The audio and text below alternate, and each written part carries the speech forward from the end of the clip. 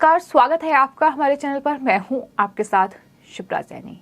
आज राजधानी दिल्ली में ईडी के दफ्तर पर सबकी निगाहें टिकी हुई थी। दरअसल नेशनल हेराल्ड केस मामले में आज ईडी ने सोनिया गांधी से पूछताछ की है और 2 घंटे की पूछताछ के बाद अब ईडी 25 जुलाई को सोनिया गांधी से फिर से पूछताछ करेगी। यानी दोबारा सोनिया गांधी को बुलाया गया है। बताया ये भी जा रहा है कि दरअसल स्वास्थ्य का हवाला देते हुए सोनिया गांधी से कुछ कम घंटों की पूछताछ ईडी ने की है। उसके बाद अब 25 जुलाई को एक बार फिर ईडी के अधिकारी सोनिया गांधी से सवाल जवाब करेंगे। लेकिन इस दौरान जिस तरह से कांग्रेस पार्टी ने देशव्यापी प्रदर्शन की घोषणा की थी और ये पहले ही कांग्रेस पार्टी की ओर से रणनीति बाकायदा तैयार की गई थी कि दरअसल जब ईडी के अधिकारी सोनिया गांधी से पूछताछ करेंगे तो कांग्रेस पार्टी देश भर में अलग अलग राज्यों में विरोध प्रदर्शन करेगी और कुछ ऐसा ही नजारा राजधानी दिल्ली से लेकर बेंगलोर तक देखने को मिला, जहां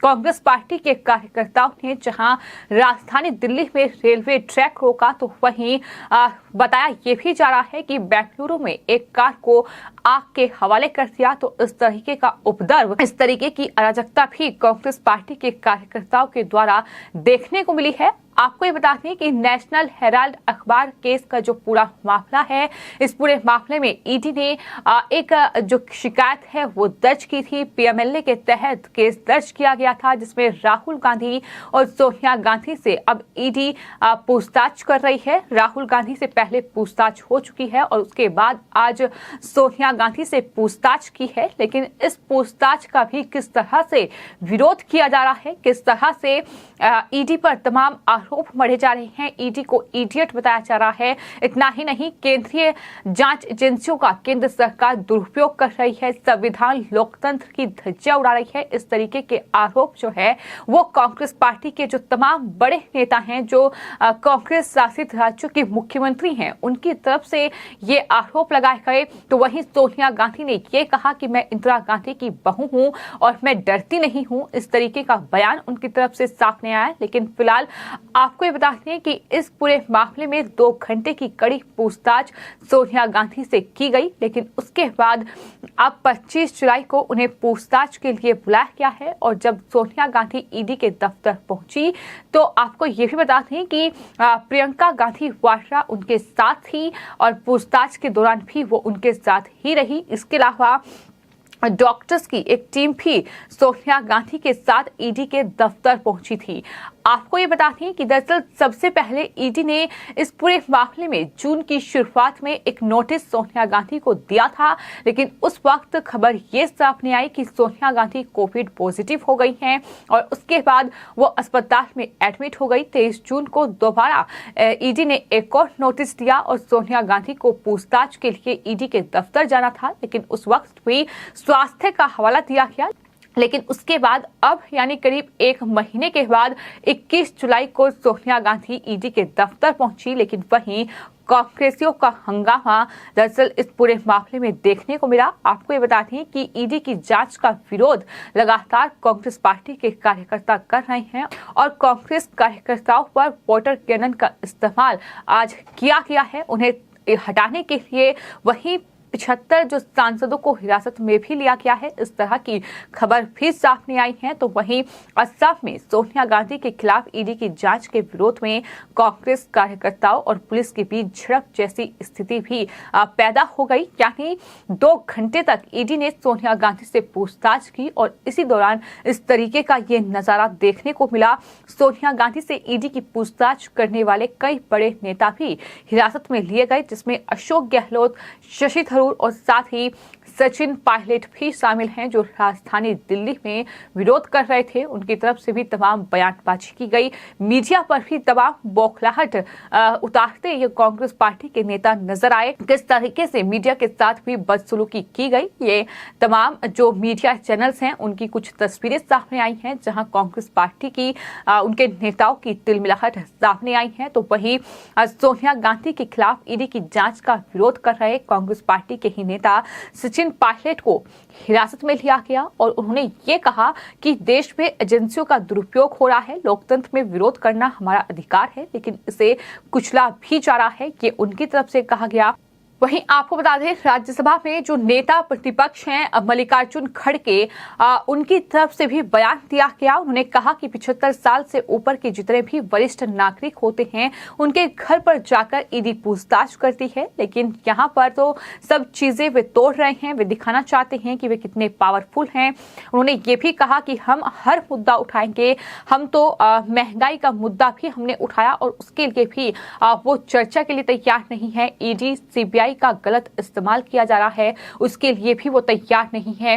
इस तरह से उन्होंने आरोप लगाया है।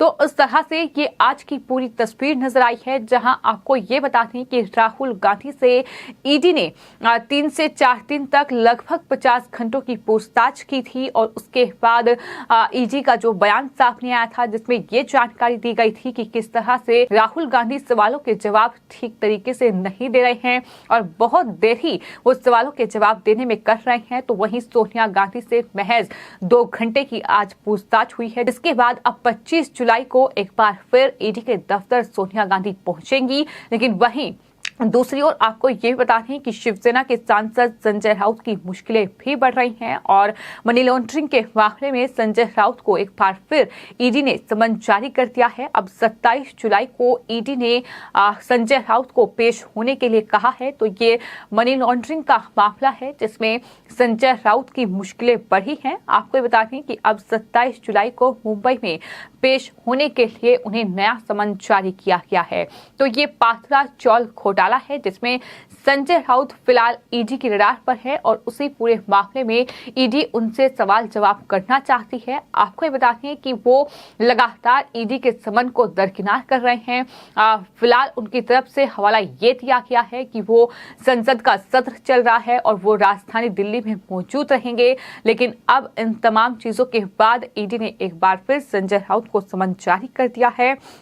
27 जुलाई को मुंबई में पेश होने के लिए ये नया समन संजय राउत को जारी किया गया है और राउत के जो वकील हैं उन्होंने समन पर लिखित प्रतिक्रिया के साथ मुंबई में ईडी अधिकारियों से मुलाकात की और अगस्त के पहले सप्ताह के बाद उनके लिए समय मांगा।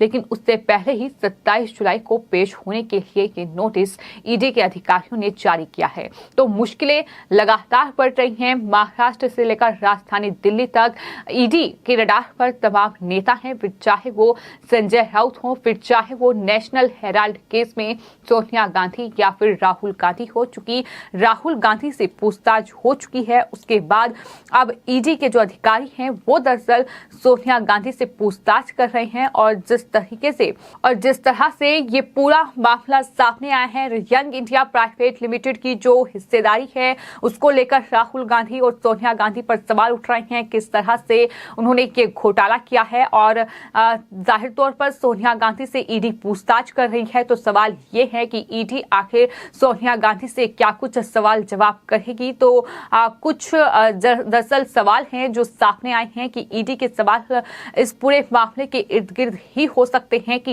यंग इंडिया से सोनिया गांधी के कनेक्शन आखिर क्या है। इसको लेकर ईडी के अधिकारी जाहिर तौर पर सोनिया गांधी से जवाब मांगेंगे। जांच एजेंसी ये भी पूछ सकती है कि आखिर सोनिया गांधी ने यंग इंडिया प्राइवेट लिमिटेड में जो 38% शेयर क्यों लिए हैं। आपको ये बता दें, सबसे बड़ा सवाल यही है कि 38% शेयर सोनिया गांधी के पास हैं, तो 38% शेयर जो हैं वो इस कंपनी के राहुल गांधी के पास हैं। तो 50% से भी ज्यादा हिस्सेदारी जो है वो गांधी परिवार के पास है। तो यही सबसे महत्वपूर्ण सवाल इस पूरे मामले में है। तो वहीं एजेएल की रिपोर्ट के संदर्भ लोन का जिक्र क्यों नहीं किया गया है। यंग इंडिया की ओर से एजेएल को अनसिक्योर्ड लोन देने की क्या वजह थी। ये तमाम सवाल हैं जिसके इर्द गिर्द कहीं ना कहीं ईडी के अधिकारी जो है सवाल सोनिया गांधी से दागेंगे। क्या जवाब मिलेगा ये आने वाले वक्त में देखना होगा। लेकिन इससे पहले राहुल गांधी से पूछताछ हो चुकी है। इस तरीके का हंगामा हम देख चुके हैं और एक बार फिर कहीं ना कहीं वही तस्वीर देखने को मिल रही है। बीजेपी का साफ तौर पर यह आरोप है कि अगर गांधी परिवार ने कुछ गलत नहीं किया है तो फिर इतना बेहाल होने की जरूरत क्या है, फिर इस तरह से हंगामा बरपाने की जरूरत क्या है। जिस तरह से सड़कों पर हंगामा बरपाया जा रहा है, जिस तरह से केंद्र सरकार और केंद्रीय जांच एजेंसियों पर लगातार तमाम आरोप बढ़े जा रहे हैं, तो फिलहाल यही सवाल लगातार बीजेपी भी दाग रही है। देखना यह होगा कि आखिर इस पूछताछ में ईडी इस पूरे मामले का क्या निष्कर्ष निकालेगी और इस पूछताछ में क्या आने वाले जो दिन हैं उसमें कहीं न कहीं गांधी परिवार की मुश्किलें बढ़ भी सकती हैं। इस पूरे मामले में सोनिया गांधी या राहुल गांधी की गिरफ्तारी भी हो सकती है, ऐसा भी हो सकता है। तरह से ये पूरा मामला सामने आया है।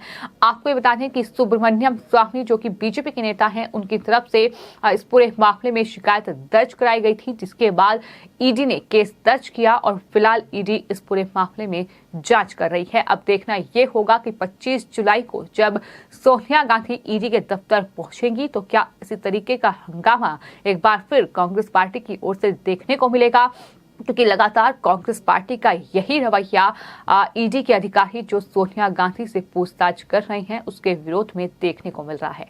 फिलहाल आपकी इस पूरे मामले पर क्या राय है, हमें कमेंट बॉक्स में जरूर लिखें और चैनल को सब्सक्राइब करें। धन्यवाद।